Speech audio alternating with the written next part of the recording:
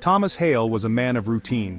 Every morning, he would wake up at the crack of dawn, brew a pot of strong coffee, and settle into his small, cluttered study. The room was filled with the soft glow of old radio equipment, a testament to his lifelong passion. His days were filled with the familiar hum of his shortwave radio. The static, the distant voices, and the rhythmic beeps of Morse code were like a symphony to his ears.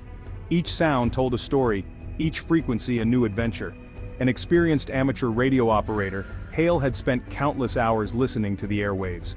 He had a knack for picking up signals that others might miss, a talent honed over decades of dedicated practice. He enjoyed the comforting crackle of static and the distant voices from across the globe. To him, the static was not just noise, it was a canvas, a backdrop against which the world painted its stories. But on a cold October night in 1994, the silence of the static was shattered, replaced by something far more unsettling. It began subtly. The night was dark and stormy, the kind of night that made the hairs on the back of your neck stand up.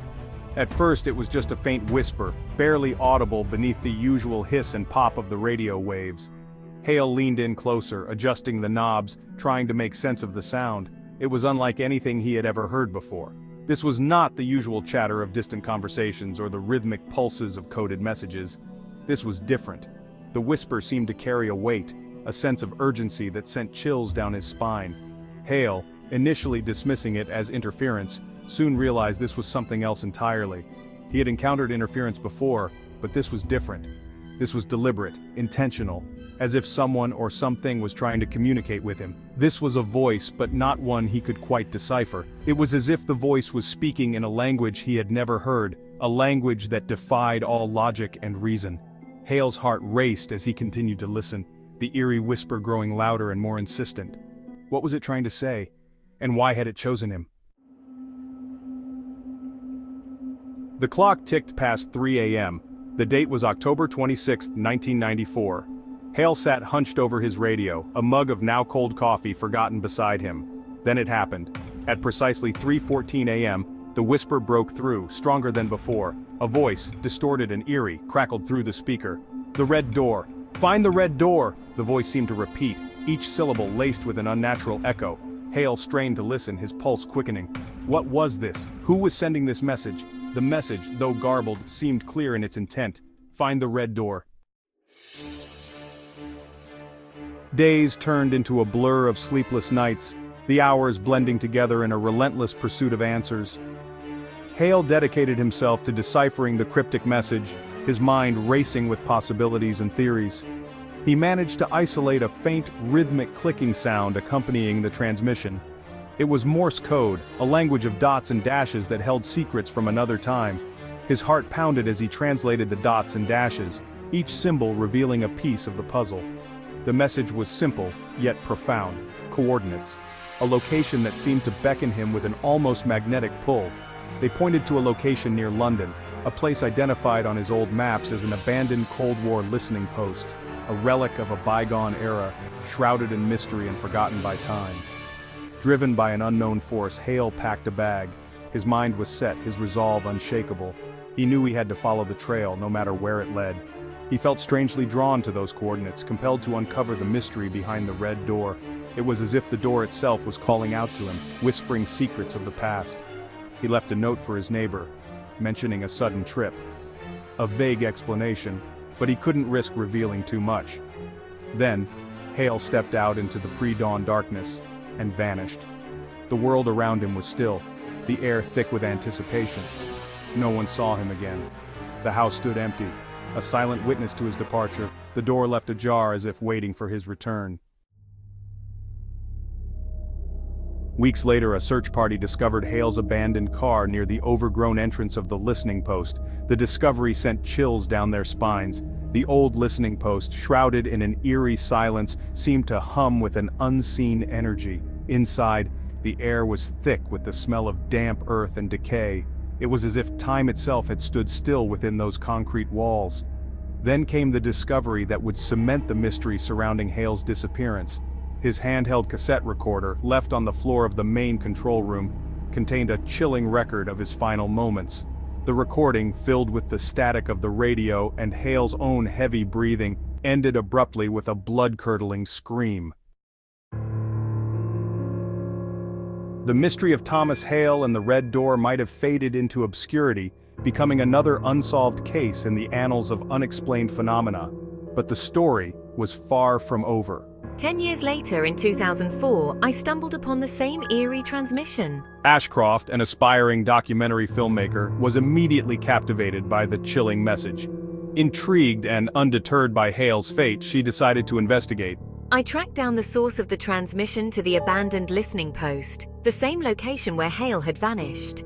Armed with a camera and a sense of morbid curiosity, I ventured inside. Section 6. Beyond the Threshold. The listening post was a decaying labyrinth of concrete corridors and windowless rooms. Dust-covered equipment lay abandoned, frozen in time. As Ashcroft ventured deeper, guided by the signal on her radio, she felt an overwhelming sense of dread. Finally, she reached it. A heavy steel door painted a jarring crimson red stood at the end of a dimly lit hallway. The Red Door. The transmission, stronger than ever, seemed to emanate from behind its cold, metallic surface. Ashcroft, her hand trembling, reached for the handle. Section 7. Whispers of the Past. Local rumors surrounding the listening post painted a disturbing picture. Some whispered of strange lights and unexplained sounds emanating from the abandoned facility. Others spoke of a government cover-up, claiming the site was used for sinister experiments during the Cold War. Ashcroft, her camera rolling, cautiously opened the Red Door. The room beyond was shrouded in darkness. She stepped inside. The door slammed shut behind her. For several agonizing minutes, only silence. Then, the whirring of her camera as it captured the darkness.